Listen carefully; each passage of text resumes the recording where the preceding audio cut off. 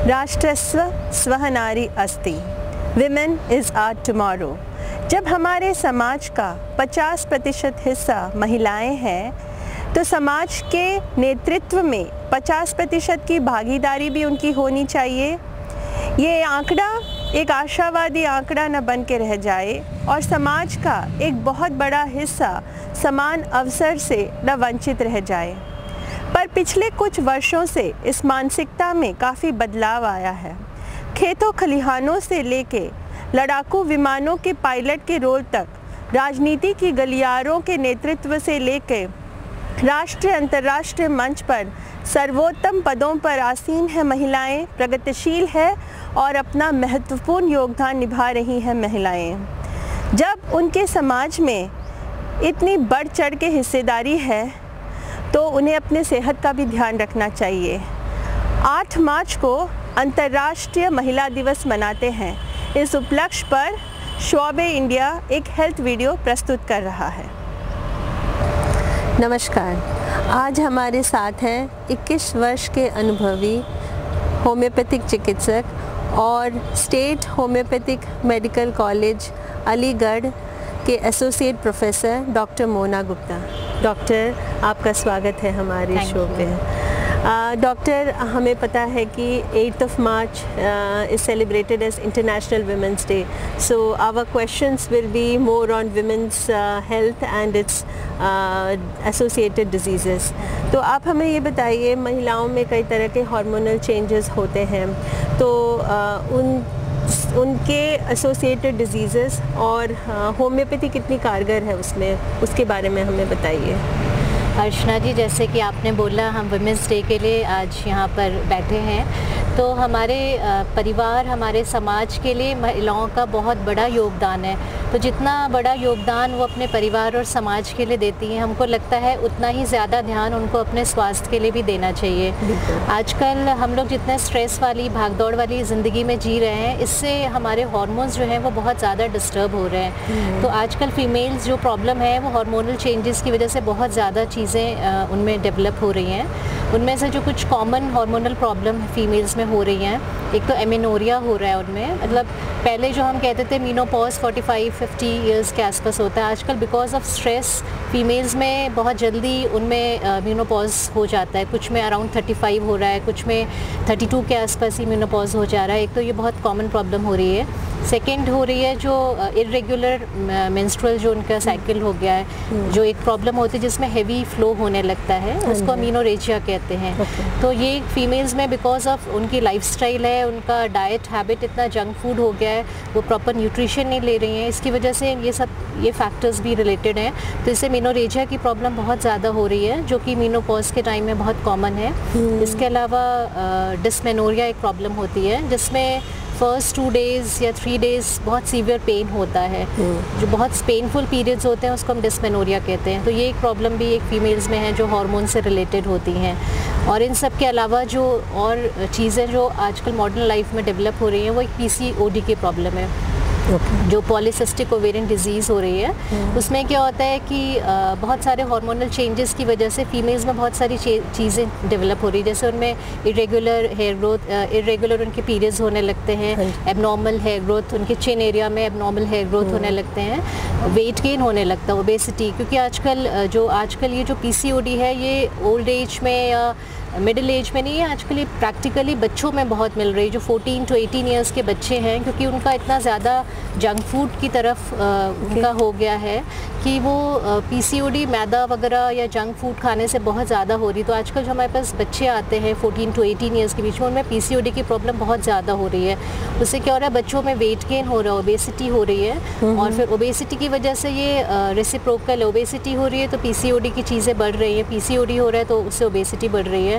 Hormonal changes हो रहे हैं, जिससे उनमें एक्ने, हेयर फॉल और हेयर ग्रोथ, ये सारी चीज़ें हो रही हैं। तो ये एक मॉडर्न लाइफ की जो डिज़ीज़ है PCOD, जो पहले की जनरेशन में नहीं होती थी, और इसका सबसे ज़्यादा जो साइड इफ़ेक्ट हो रहा है वो इनफर्टिलिटी हो रहा है। जो आजकल कॉमन कॉज ऑफ इनफर्टिलिटी है, इट इज़ PCOD। तो एक ये सबसे ज़्यादा इनफर्टिलिटी का एक कॉज हो रहा है आजकल। इसके अलावा बहुत सारी स्ट्रेस रिलेटेड आजकल हो रही, क्योंकि वर्किंग विमेन हो गई हैं तो उनको फैमिली भी देखना है, अपना वर्क भी देखना है, सब कुछ देखना है। तो जहाँ पर उनको सपोर्ट नहीं है फैमिली से या बहुत मुश्किल हो रहा है उनको, उनके में स्ट्रेस रिलेटेड प्रॉब्लम्स बहुत हो रही हैं। उनमें डिप्रेशन बहुत ज़्यादा आजकल हो रहा है फीमेल्स में, जो कि मॉडर्न लाइफ में ये फीमेल्स को डिप्रेशन से बहुत जाना पड़ रहा है। इसके अलावा एंग्जाइटी की प्रॉब्लम बहुत हो रही है फीमेल्स में। तो इन सब चीज़ों में हमारी होम्योपैथी बहुत अच्छा वर्क करती है, जो हमारे हार्मोन्स को बैलेंस तो करती है, एज वेल एज हमारी एंग्जाइटी, हमारे डिप्रेशन में भी बहुत अच्छा इसका रोल है। ओके हाँ जी। तो ये जब ये पीसीओडी ये कब से आइडेंटिफाई होती है? जैसे आपने कहा 13 से 14 साल के बीच से ही पता चल जाता है लड़कियों में ही। तो इसका आप कैसे इसको नियंत्रण कर सकते हैं? देखिए, जैसे हमने बताया कि आजकल बच्चे जो बहुत ज़्यादा जंक फूड खा रहे हैं, उसकी वजह से ये चीज़ें डेवलप हो रही पीसीओडी की प्रॉब्लम। तो जब कोई पेशेंट आता है, बच्चा ओवरवेट है कोई, और हम उनको उसमें एक्ने और हमको एबनॉर्मल हेयर ग्रोथ दिख रही है, तो उसका अल्ट्रासाउंड कराते हैं। अल्ट्रासाउंड में हमको ये चीज़ें कंफर्म होती है कि बायलेटरल है, दोनों ओवरीज में है, या एक ही ओवरी में उनके पीसीओडी का प्रॉब्लम है। तो उससे मेडिसिन हम देते हैं होम्योपैथी में, और हमारे पास तो अभी तक मतलब 100% पेशेंट्स पीसीओडी के ठीक हो गए हैं। तो उसमें क्या होता है, जो फॉलिकल्स होते हैं ओवरीज में, एवरी मंथ फॉलिकल्स होते हैं जो रप्चर होते हैं। जब वो फॉलिकल्स रप्चर होते हैं, उसी से पीरियड्स होता है, उसी से ब्लीडिंग होती है। तो पीसीओडी के केस में क्या होता है, फॉलिकल्स रप्चर नहीं होते हैं, वो इंक्रीज होकर साइज में सिस्ट बना लेते हैं। तो अगर मल्टीपल है तो पॉलीसिस्टिक हो जाता है, सिंगल सिस्ट है तो वो सिंगल ही होता है। तो उसकी वजह से, बिकॉज वो हार्मोनल प्रॉब्लम होती है, तो उससे जितने बॉडी में हार्मोनल चेंजेस आने लगते हैं, बहुत ज़्यादा जब ये बढ़ जाते हैं तो इससे इंसुलिन रेजिस्टेंस होने लगता है, हाई बीपी, कोलेस्ट्रॉल, ये सारी चीज़ें भी शुरू हो जाती है। तो पीसीओडी तो डेवलप कभी भी हो सकती है, मेनली ये फर्टिलिटी की एज में ज़्यादा होती है, लेकिन आजकल तो सारी एज में एक जैसे मिल रही है। हाँ जी।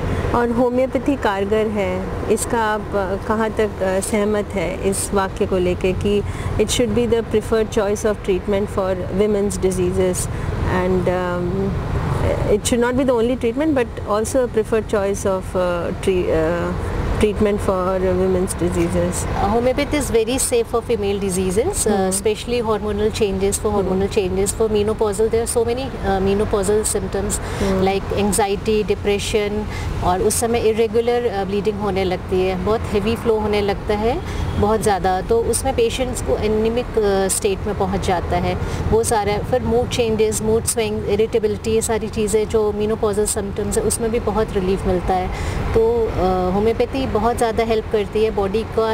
एक तो इम्यून सिस्टम इंक्रीज़ करते हैं हम, सेकेंड हमारी मेडिसिन का कोई साइड इफ़ेक्ट नहीं होता है। जैसे अगर आप HRT में जाते हैं, अगर आप हार्मोन रिप्लेसमेंट थेरेपी में लेते हैं आप, तो उसका फीमेल्स में बहुत साइड इफ़ेक्ट होता है। जैसे उसमें हार्ट डिजीज़ेज़ होने लगती हैं, स्ट्रोक के चांसेस बढ़ जाते हैं, ब्रेस्ट कैंसर के चांसेस बढ़ जाते हैं। लेकिन हमारी मेडिसिन बहुत सेफ़ है, इसमें हम हार्मोन्स हम एक्स्ट्रा कुछ नहीं देते, हम अपने बॉडी में ही नेचुरल इम्यून सिस्टम इंक्रीज़ करते हैं। नेचुरल हमारे जो भी LH, FSH वगैरह हार्मोन्स होते हैं उनको हम स्टिमुलेट करते हैं, उससे हमारे जो ये पीरियड्स वगैरह रेगुलर होते हैं। तो हमारी होम्योपैथी इज़ वेरी सेफ़ और विदाउट एनी साइड इफ़ेक्ट वो सारे सिम्टम्स को क्योर करती है। और जैसे लड़कियों में मेंस्ट्रुअल क्रैम्प्स होती है, अर्ली एजेस मेंस्ट्रुअल क्रैम्प्स, तो इसमें भी होम्योपैथी कारगर है? हाँ जी, इसमें होम्योपैथी हमारा मैग्नीशियम जो होता है, जो एक होता है न्यूट्रिशन जो हमारी बॉडी के लिए बहुत ज़रूरी है। मैग्नीशियम जो होता है वो हेल्प करता है पेन से फाइट करें। पेन जो क्रैम्प्स होते हैं बॉडी में, अगर मैग्नीशियम की कमी है तो वो